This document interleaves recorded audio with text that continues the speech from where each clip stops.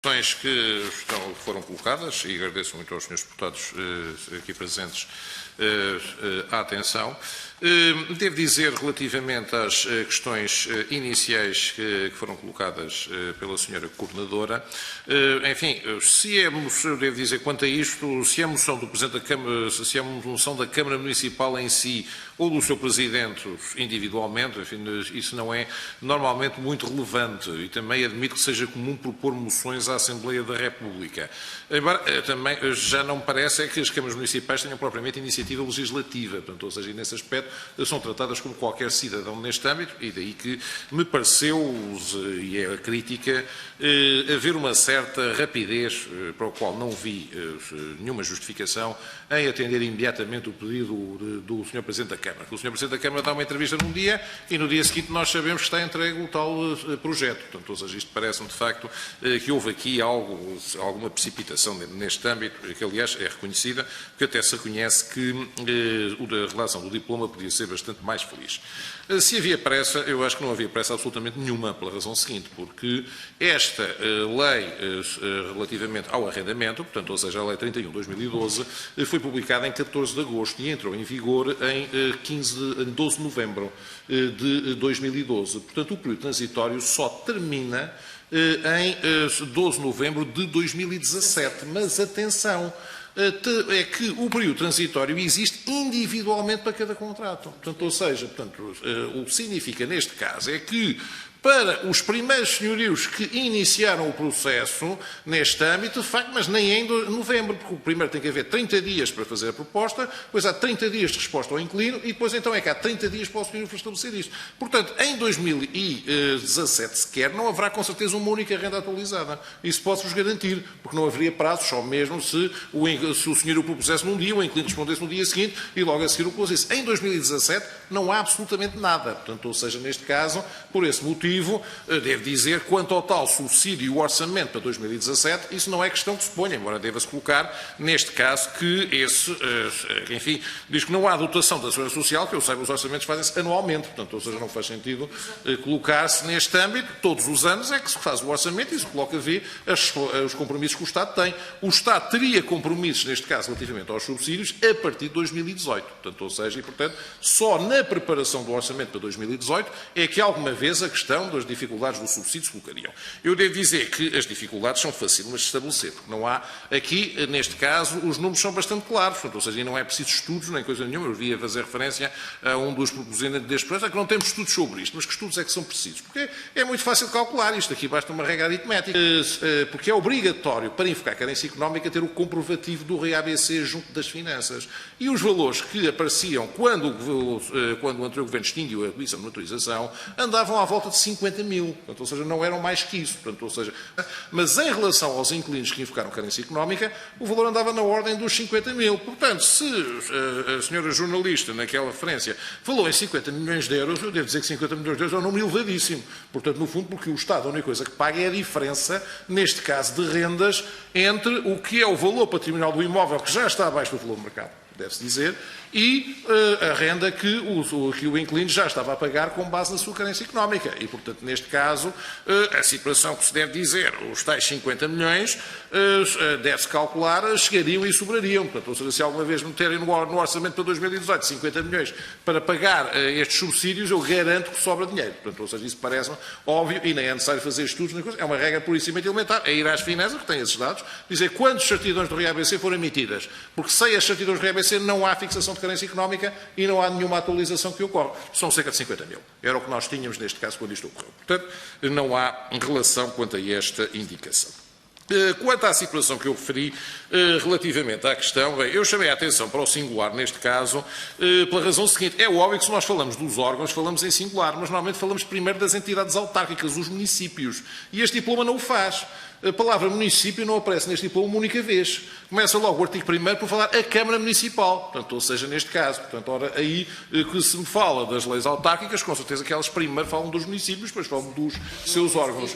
o órgão executivo e o órgão deliberativo, é no singular, mas neste caso não temos nenhuma referência aos municípios, temos sim a referência à Câmara Municipal e, portanto, daí que me pareça, mas enfim, dando isto de barato quanto a esta questão, que se coloca neste caso. Atenção nesta indicação que me pareceu, é verdade que os regulamentos têm como ser a norma habilitante, mas um regulamento destina-se precisamente a regulamentar, não a legislar. Precisamente por isso é que proíbe o artigo 112, número 5. E a verdade é que este diploma não tem nenhuma legislação. Vamos ser muito concretos. O diploma diz é que autorizamos um regulamento a legislar. Nada mais. Porque o diploma nem diz uma coisa óbvia. Qualquer questão perguntaria, a partir de que anos é que a loja é histórica?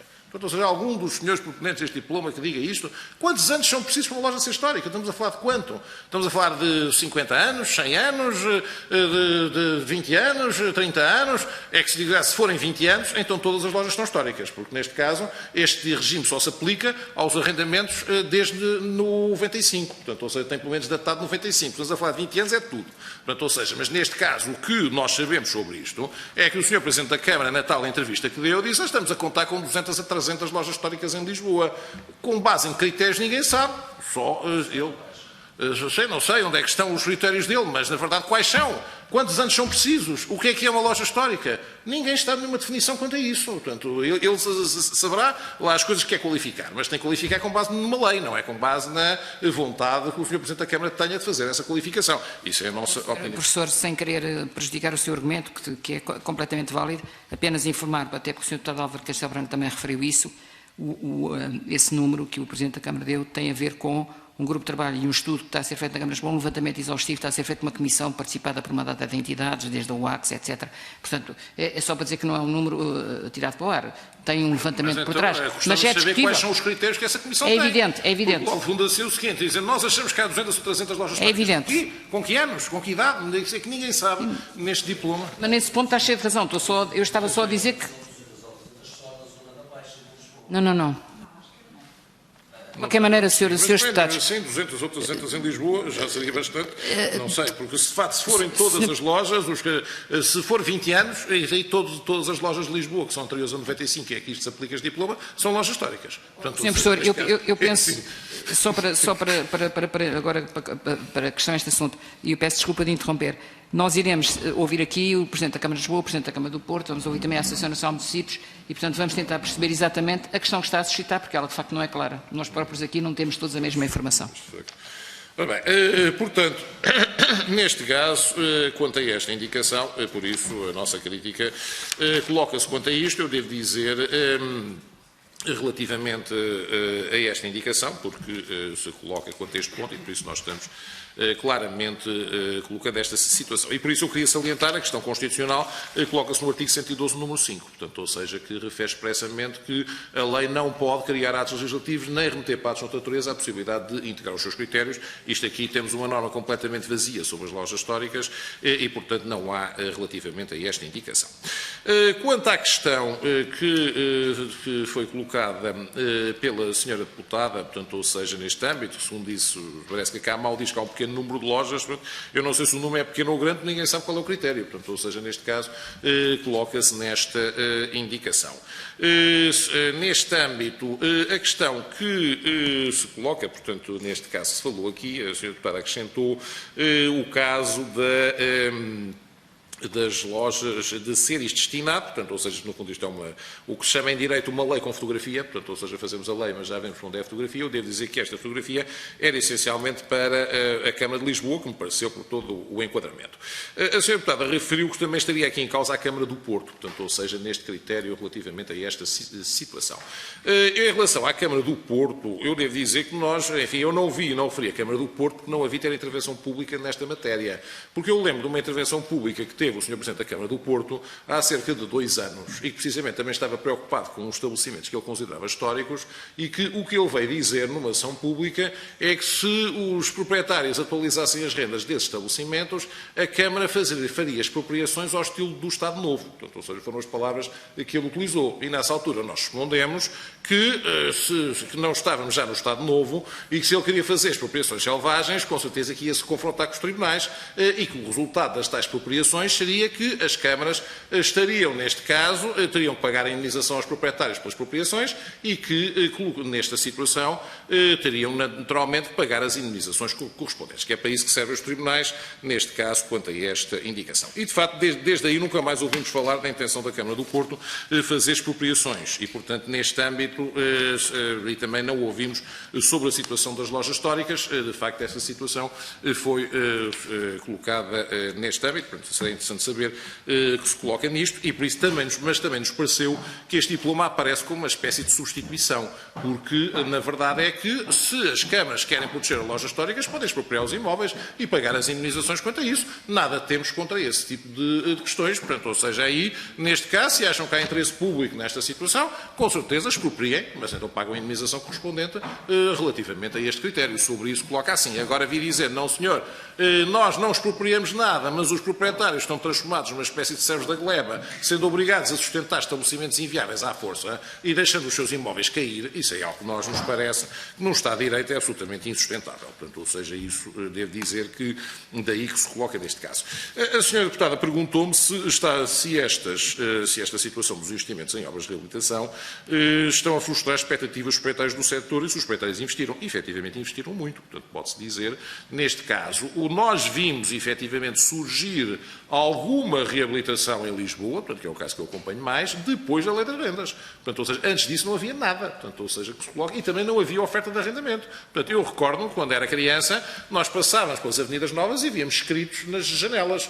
Desapareceram completamente em consequência do congelamento das rendas. O que se passava, se as pessoas quiserem recordar como é que isto era nos anos 80, quando se começava, as pessoas procuravam casa para arrendar, o resultado é que nós tínhamos que ir a agências imobiliárias, pagar normalmente valores à volta de 250 euros para andarem a pesquisar se havia algum arrendamento disponível e normalmente não se conseguia arrendamento nenhum e pagava-se esse valor na mesma, porque não havia arrendamento pura e simplesmente em consequência disto. Depois das leis das rendas voltaram para ser escritos nas janelas. Já não os tínhamos há cerca de 30 anos e voltou a haver movimentação relativamente a obras. Depois há alguns protestos quanto a esta situação, mas a verdade é que houve expectativas que foram quebradas neste âmbito e houve pessoas até que compraram prédios com rendas antigas, contando fazer as reabilitações neste âmbito e que vão deixar de fazer, neste caso, se houver este tipo de situações.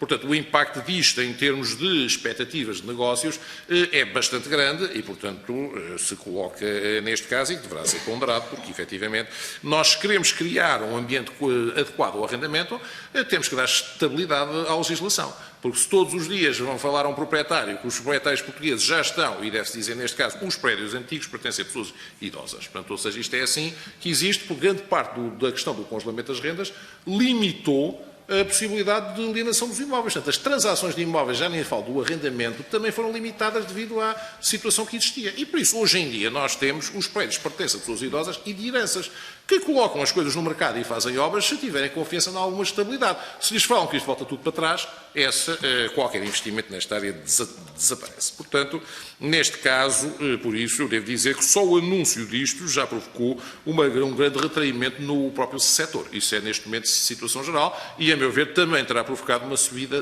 das rendas aqui, principalmente em Lisboa. No resto do país não podemos falar, mas em Lisboa já se falou de alguma subida das rendas, não respeitando aos valores alarmistas que foram referidos, porque surgiram indicações, mas, a nosso ver, nos últimos tempos, a oferta do arrendamento tem-se retraído um bocado em consequência disto. Relativamente à posição do Sr. Deputado Luís Lima, do PS, que nos disse que o... Desculpe, Luís Lima, peço desculpa, apontei mal. Se ouvi mal. Luís Viana, do PS, que nos disse que o paradigma das cidades mudou e, portanto, quanto à questão da reabilitação urbana, eu devo dizer que eu não podia estar mais de acordo. Agora, tenho uma questão que é esta, que é o seguinte, é que o investimento que é feito, ser feito à custa da iniciativa privada, o acompanhamento das utilidades públicas. Bom, essa é uma questão, neste caso, que depende da perspectiva que nós tenhamos, mas a verdade que se coloca é isto. O problema que existe em termos de investimento público na reabilitação urbana, principalmente se for destinado a edifícios privados, ou mesmo que sejam do próprio Estado, é que o que se tem vindo a verificar em termos de experiência é que tem sido muito pouco. Portanto, ou seja, neste caso, podemos dizer que em Lisboa, grande parte dos edifícios degradados, ou se eu não estou em erro, até a maioria, pertence à Câmara Municipal. Portanto, ou seja, neste caso. E a própria Câmara Municipal não tem feito a reabilitação dos seus imóveis, quando até deveria ser a primeira a dar o exemplo neste âmbito, porque vemos situações da Câmara Municipal intimar os proprietários obras coercivas, mas depois os seus próprios imóveis, às vezes, até estão mais degradados quanto a isso. E por isso eu devo dizer que me preocupa muito se fizermos uma aposta no caso, dizemos, de investimento público. Porque a experiência que temos no investimento público na reabilitação é que ele tem sido praticamente ineficaz. Portanto, ou seja, neste quadro desta situação. O que tem ocorrido nesta sede é existir algum financiamento público ou investimento privado. E deve-se dizer, alguns proprietários aderiram a esse tipo de investimento. Mas vamos lá ver, a verdade é que o investimento não é uma situação perfeitamente livre, tem sempre custos e em termos de juros quanto a este aspecto. Ora, se nós temos uma situação de inflação negativa, que é o que estamos a ter neste momento, neste quadro, as taxas de juros, como têm sido oferecidas, 3% e tudo o resto, podem parecer muito razoáveis, mas num quadro de inflação negativa são muito difíceis de suportar. E, portanto, a única perspectiva de as ter é haver retorno do investimento.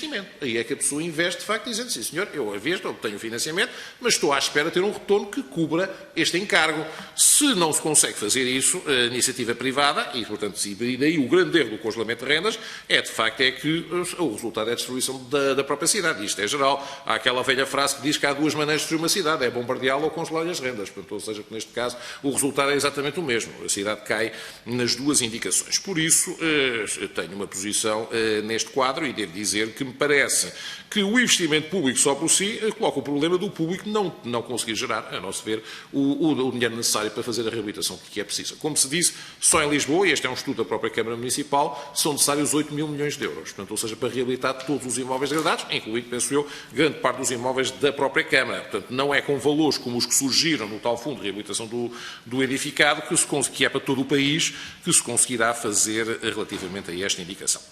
Quanto à questão das lojas, bom, eu devo dizer que eu tenho respeito por essas indicações, designadamente a situação das livrarias.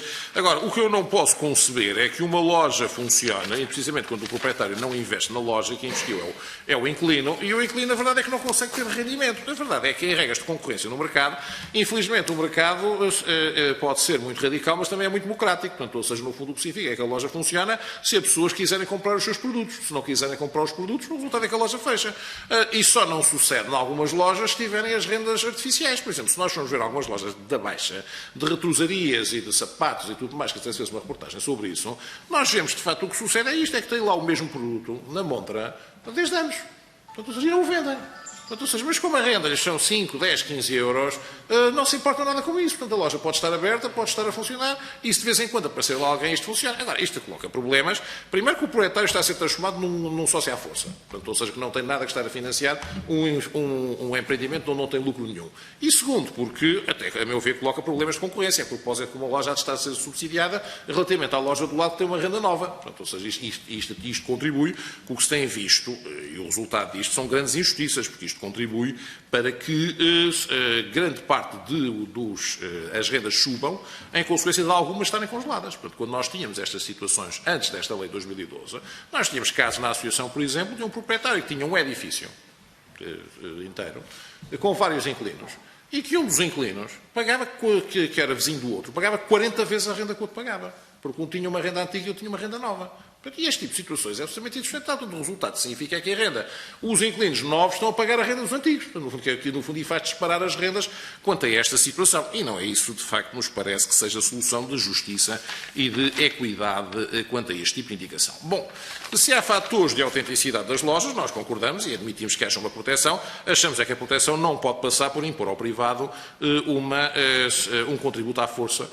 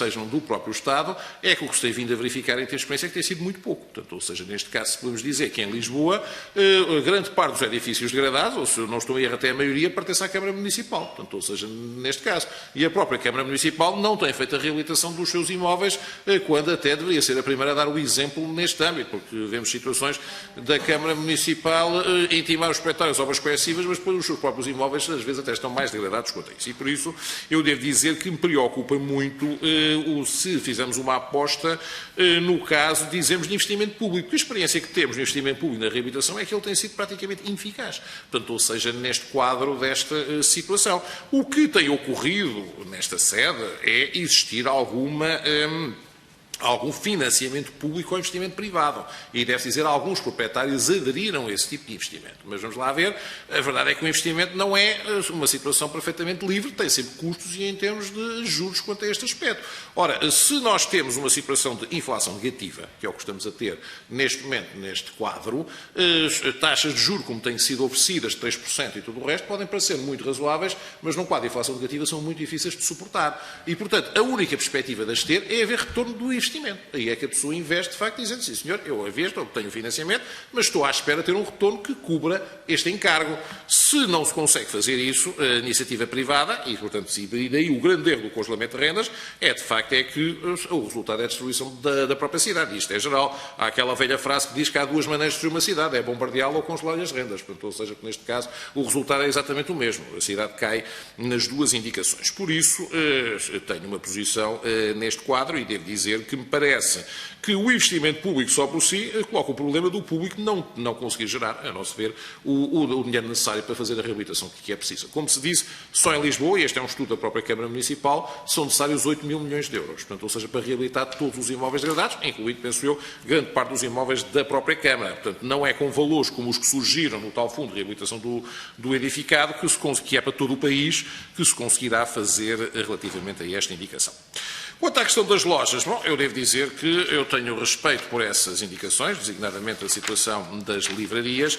Agora, o que eu não posso conceber é que uma loja funcione, e precisamente quando o proprietário não investe na loja, quem investiu é o inquilino, e o inquilino, a verdade é que não consegue ter rendimento. A verdade é que em regras de concorrência no mercado, infelizmente o mercado pode ser muito radical, mas também é muito democrático. Portanto, ou seja, no fundo o que significa é que a loja funciona se as pessoas quiserem comprar os seus produtos. Se não quiserem comprar os produtos, o resultado é que a loja fecha. E só não sucede em algumas lojas se tiverem as rendas artificiais. Por exemplo, se nós formos ver algumas lojas da Baixa, de retrosarias e de sapatos e tudo mais, que até se fez uma reportagem sobre isso, nós vemos, de facto, o que sucede é isto, é que tem lá o mesmo produto na montra desde anos. Portanto, ou seja, não o vendem. Portanto, ou seja, mas como a renda lhes são 5, 10, 15 euros, não se importa nada com isso. Portanto, a loja pode estar aberta, pode estar a funcionar, e se de vez em quando aparecer lá alguém, isto funciona. Agora, isto coloca problemas. Primeiro que o proprietário está a ser transformado num sócio à força. Portanto, ou seja, que não tem nada que estar a financiar um empreendimento onde não tem lucro nenhum.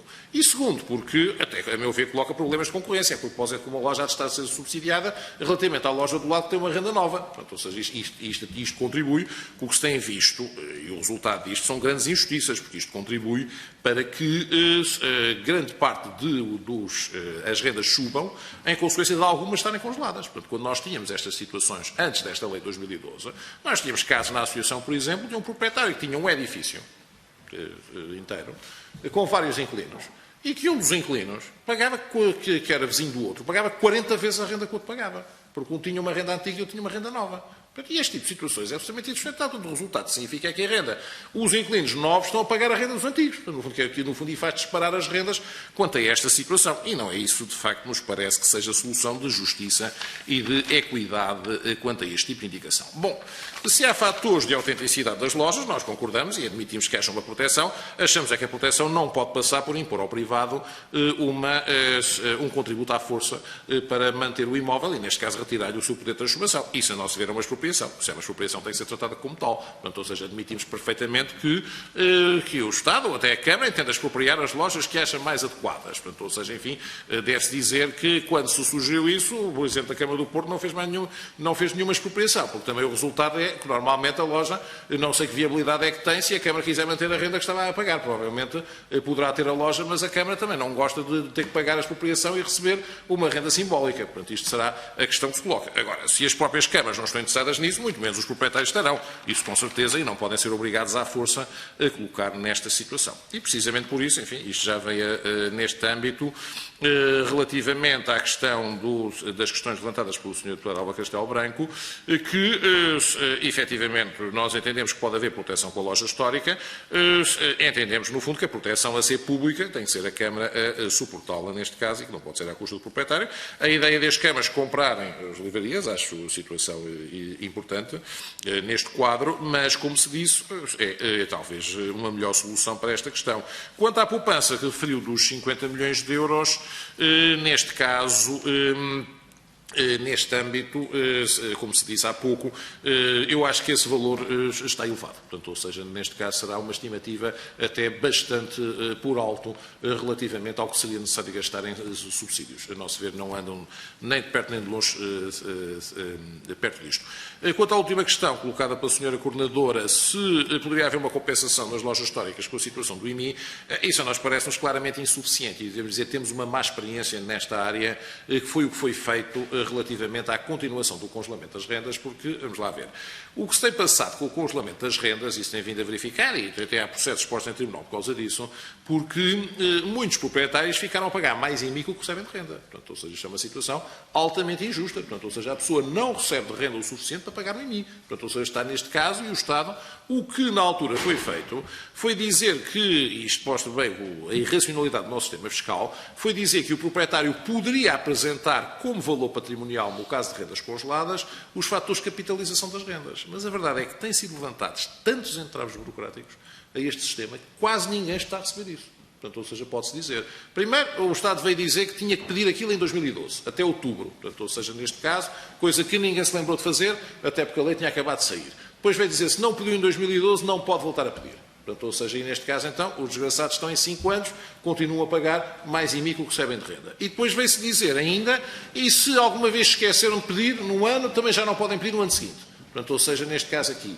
Portanto, neste tipo de situações, o entrave que foi colocado, e que as finanças, neste caso, são tão grandes, que a maior parte dos proprietários não acredita nada em termos de poupanças no IMI neste ano. E, deve-se dizer, seria perfeitamente insustentável relativamente ao que se perde no caso da loja histórica, porque a loja histórica mataria todo o imóvel. O resultado é isto. Para ser reabilitado o imóvel, está lá a loja, e isto acontece, há situações deste tipo, e enquanto a loja não sair, o imóvel não pode ser reabilitado. Mas o imóvel fica degradado ao lado e a loja continua. Portanto, ou seja, no fundo, a situação que se passa. A compensação do IMI é minimamente insuficiente para retirar uma questão tão dramática que é, de facto, a indicação da total possibilidade de transformação do imóvel neste âmbito. E daí, por isso, não nos parecer que essa solução seja suficiente. Agora, se for encontrada uma forma de proteção da loja histórica que não passe para obrigar o proprietário à força a contribuir para a mesma, aí, naturalmente, nós nada temos a opor, inclusivamente pode passar para a expropriação, mas a expropriação deve implicar o pagamento do valor do imóvel, que é isso que está no Código das Expropriações. E, a nosso ver, devemos dizer que acreditamos que é isto que se vai passar. Porque mesmo que este diploma seja aprovado como está, estamos convencidos que os tribunais considerarão existir uma expropriação. Portanto, ou seja, neste caso, a doutrina é a doutrina geral administrativa que qualquer ato que torne inútil o direito de propriedade equivale a uma expropriação. Isto mesmo a nível internacional. E, por isso, nesta situação, achamos que é isto o que vai acontecer, mesmo que o diploma vá por essa história da classificação das lojas históricas. Será visto como uma expropriação pelos nossos tribunais. Estamos convencidos disso. E é só. Muito obrigado. E é muito, Sr. Professor. Entretanto, chegou o Sr. Deputado Jorge Campos, do Bloco de Esquerda. Não sei se quer deixar aqui algum contributo. Muito obrigado, Sr. Presidente. Eu lamento ter chegado um pouco atrasado, mas nós temos vários grupos a funcionar em simultâneo